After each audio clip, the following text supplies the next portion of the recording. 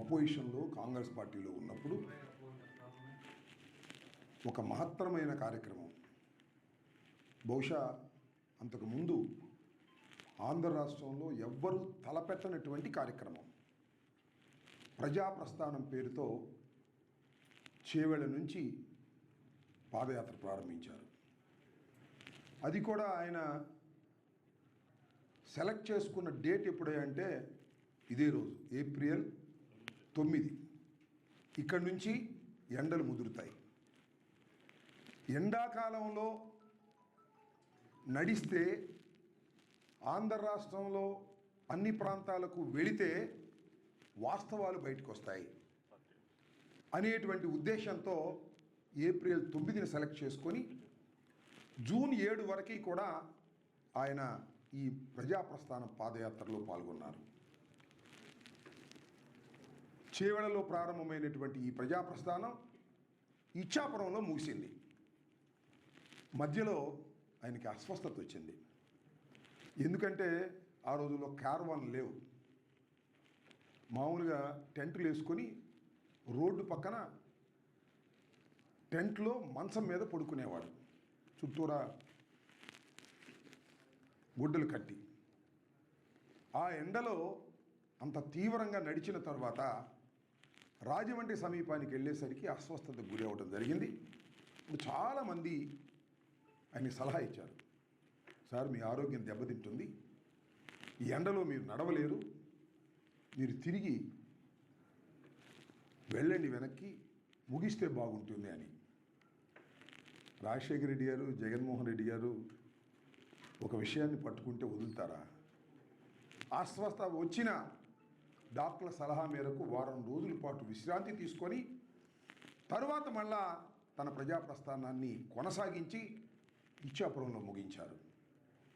ఆ రోజుల్లో ఇది ప్రకంపనలు సృష్టించింది. రాష్ట్రంలోనే కాదు, దేశంలోనే. అప్పుడు అసలు పాదయాత్రలు ఎవరు చేయలే. ఇప్పుడు మొదలెట్టారు కానీ చాలామంది, అప్పుడు పాదయాత్రలు లేవు. ప్రకంపనలు సృష్టించింది. దారి పొడవునా ఆయనకి కలిసినటువంటి ప్రజలు అనేకమైన విషయాలు చెప్పారు. ఈ ఏప్రిల్ 9 నుంచి జూన్ 7 వరకు జరిగినటువంటి పాదయాత్రలో ఆయన ఇంటరాక్ట్ అయినటువంటి ప్రజల దగ్గర నుంచి అనేక విషయాలు గ్రహించారు. గ్రహించిన తర్వాతే అనేకమైనటువంటి పథకాలను ఆయన తీసుకొచ్చాడు ప్రాక్టికల్గా. ఆరోగ్యశ్రీ కానివ్వండి, ఉచిత కరెంట్ అంతకుముందే ఆయన ప్రపోజ్ చేశారు, రైతులకు ఉచితంగా కరెంట్ ఇవ్వాలని. అనేకమైనటువంటి సంక్షేమ కార్యక్రమాలను ప్రజలతో ఇంటరాక్ట్ అయిన తర్వాత ఆయన తెలుసుకొని ఆయన ముఖ్యమంత్రి అయిన తర్వాత వాటిని ఇంప్లిమెంట్ చేశారు. ఒక మాటలో చెప్పాలంటే ఆ రోజున కాంగ్రెస్ పార్టీ, రాజశేఖర రెడ్డి గారు అపోజిషన్ లీడర్గా ఉన్నప్పుడు కాంగ్రెస్ పార్టీ మళ్ళీ తిరిగి అధికారంలోకి వస్తుందా రాదా అనేటువంటి సందేహాలు కోకొల్లలుగా ఉండేవి. కానీ రాజశేఖర రెడ్డి గారి పాదయాత్రతో మళ్ళా తిరిగి ఈ రాష్ట్రంలో రాజశేఖర రెడ్డి గారి నాయకత్వంలో కాంగ్రెస్ పార్టీ అధికారంలోకి వస్తుందని ప్రజలు నమ్మారు. అలాంటి విశ్వాసాన్ని కల్పించారు. ఆ తర్వాత మళ్ళా తిరిగి ఈ రాష్ట్రంలో కాంగ్రెస్ పార్టీ ఏర్పడటానికి రాజశేఖర రెడ్డి గారు పాదయాత్ర గణనీయంగా దోహదం చేసిందని చెప్పడంలో ఏ విధమైన సందేహము లేదు అనేది ఇక్కడ ఉన్నటువంటి అంశం. సరే, దానిలో చాలా విషయాలు జరిగాయి. పాదయాత్రలో ఇందాక పెద్దలు చెప్పినట్టుగా దానిలో పాల్గొనేటటువంటి అవకాశం డే 1 నుంచి చివరి వరకు కూడా నాకు అవకాశం కలిగింది. అప్పుడు కేవీపీ రామచంద్రరావు గారు, లగడపాటి రాజగోపాల్, ఇప్పుడు రాజకీయాలకు దూరంగా ఉన్నాడు, ఆయన మొత్తం నడుస్తానని ఆయన కార్వాన్ తీసుకుని వచ్చాడు. ఏసీ గీసీ అంతా. రాజశేఖర రెడ్డి గారికి అదేమీ లేదు, రోడ్డు పక్కన టెంట్లో పడుకునేవాడు. దాంతోపాటు కరుణాకర్ రెడ్డి గారు, మీ ముగ్గురమే స్టార్టింగ్ నుంచి ఎండింగ్ వరకు నడిచాం. నన్నప్పుడు నడుస్తామండి, చూద్దామండి అని అనౌన్స్ చేయలే. 10 రోజులు నడిచిన తర్వాత నడవగలుగుతాం అనేటువంటి ధైర్యంతో మేము నడిచి చివరిదాకా ఆయనతో పాటు పాల్గొనేటటువంటి ఒక మహత్తరమైనటువంటి అవకాశం, ఆ ప్రజాప్రస్థానంలో భాగస్వాములు అయ్యే అవకాశం మాకు కలగటం నిజంగా చాలా గర్వంగా ఉందని మనం చేస్తున్నాం.